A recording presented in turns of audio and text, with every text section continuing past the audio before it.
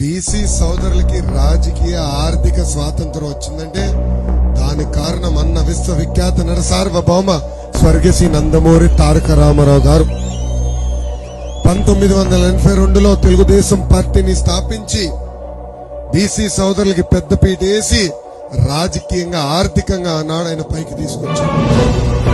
అన్నగారు ముందల స్థానిక సంస్థ ఎన్నికల్లో బీసీ సోదరులు రిజర్వేషన్ లేదు.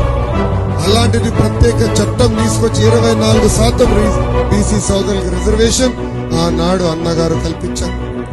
పెద్దలన్నట్టు అయ్యన్న గారు లాంటి ఎంతో మంది యువకులకి పార్టీలో అవకాశం కల్పించి మంత్రులుగా చేసి కేబినెట్ మీటింగ్ లో డైరెక్ట్ గా నేరుగా అన్నగారితో చర్చిస్తాం విభేదించే హక్కు ఆనాడు అన్నగారు కల్పించారు.